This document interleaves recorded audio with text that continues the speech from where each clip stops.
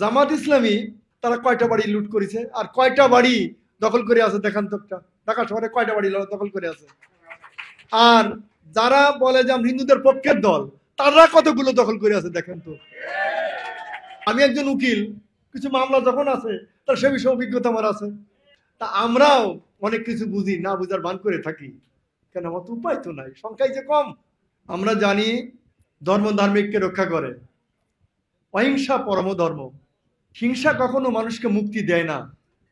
আমি স্বাধীনতার যুদ্ধ দেখেছি 1971 সালে, তখন আমি বেশ বড়। আমরা দেশ ত্যাগ করলাম, আমরা হারালাম সবকিছু, এসে কি পেলাম? 53 বছর আমাদের কি হয়েছে? নির্যাতন, নিপীড়ন, নিঃশেষিত হয়েছে। যা কিছু ঘটুক, আগে সংখ্যালঘুদের বাড়ি পোড়াও, ঘর বাড়ি লুটপাট করো, জায়গা লুটপাট থেকে বহিষ্কার করো, বাড়ি দখল করো। কারা করেছে তা আপনারা সবাই জানেন, এবং কারা ছিল বা এখনো আছে তারা জানেন। জামাত ইসলামী বা যারা অন্য অন্য ওনাদের সম্পৃক্ত দল, তারা কয়টা বাড়ি লুট করেছে আর কয়টা বাড়ি দখল করে আছে দেখান তো একটা। ঢাকা শহরে কয়টা বাড়ি দখল করে আছে? আর যারা বলে যে আমরা হিন্দুদের পক্ষের দল, তারা কতগুলো দখল করে আছে দেখেন তো। আমি একজন উকিল, এই হিসেবে তো কম বেশি ভালো উকিলের মন্দ উকিলই। কিছু মামলা যখন আছে তার সে বিষয়ে অভিজ্ঞতা আমার আছে। আমাদের কত সম্পত্তি যে এনিমি হয়েছে, এগুলো আপনার হিসাব করতে পারবেন না। আমি সেই পরিবারের সন্তান বাংলাদেশের, যে কত সম্পত্তি থাকতে পারে একটা লোকের, তার প্রকৃষ্ট উদাহরণ আমরা। কিন্তু আমরা কতটুকু আছে বাগে, আমাদের কতটুকু আছে? সেই হিসেবে বলবো, আপনারা প্রত্যেকটা ব্যক্তির ব্যক্তিত্ব প্রকাশ করা উচিত। সহানুভূতি ভালো, কিন্তু করুণা ভালো না।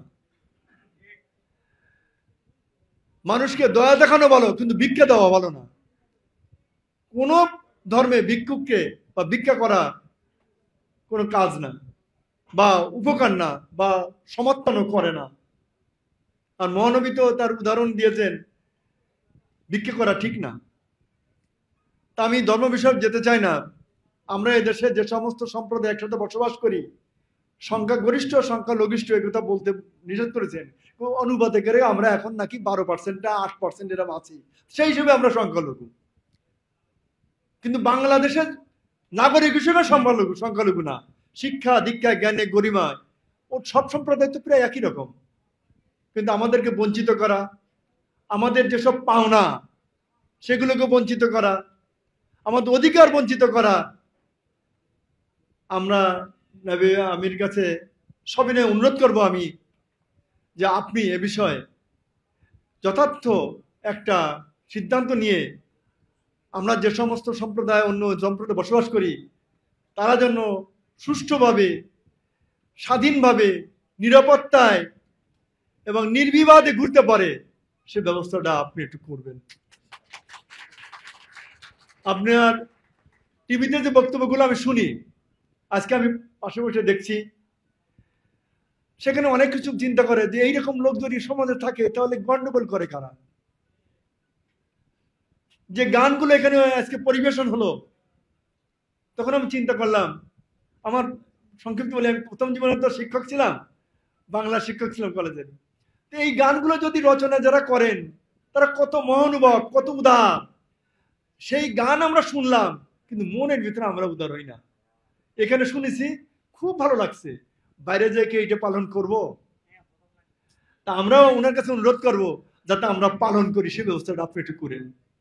আপনি বড় দল, বড় নেতা, বড় সংগঠনের আপনি দায়িত্ব পালন করছেন। আমি যদি হিন্দু মহাজোটের সভাপতি, আমার সংগঠনে 28 লক্ষ লোক, খুব বেশি না, কিন্তু আপনি তো কোটি কোটি লোকের অন্তরে আছেন। তাহলে একটু বড়তা দেখান।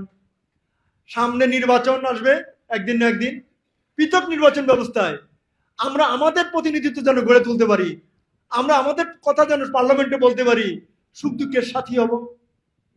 কতদিন আর করুণায় থাকবো?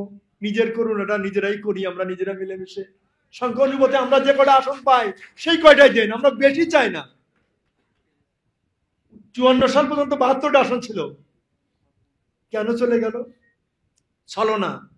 চতুরতা, ছলা কলার কৌশলে সকলে সব বাঙালি সমান, হিন্দু মুসলমান পার্থক্য নাই করে আমাদের আসনগুলো তো কাড়িয়ে নিলেন। কারা নিল তাও আপনারা জানেন। আর কত ছলনা করবেন আমরা বুঝি, কিন্তু কইতে পারি না।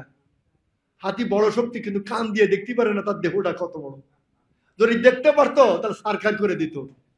তা আমরাও অনেক কিছু বুঝি, না বুঝার ভান করে থাকি, কেন আমার তো উপায় তো নাই, সংখ্যাই যে কম। তা আমরা চাচ্ছি এই সংখ্যাটা আপনারা আমাদের সাথে পূরণ করে নেন, তাহলে আমাকে তো সমস্যা থাকে না। যে না, আমরা উদারতা, মহানুভতা, সাম্যতা, ভ্রাতৃত্ববোধ সব যখন দেখাই, তাহলে আমাদের এই সমতাটা আপনার মাধ্যমে করার জন্য আমি প্রার্থনা করলাম। এই বলে আমার বক্তব্য শেষ করলাম। সবাইকে ধন্যবাদ। সকলে সুখী থাকুন। সর্বসাং মঙ্গলোদ্ভব, সর্বশান্তি নিরাময়া। সকলে সুখে থাকুক, সকল প্রাণ সুখে থাকুক, বিশ্বের সকল লোকই সুখে থাকুক। মহানুভতা, দয়া, পরবশ সকলের প্রতি কামনা করি। ঈশ্বর সকলের মঙ্গল কামনা করি।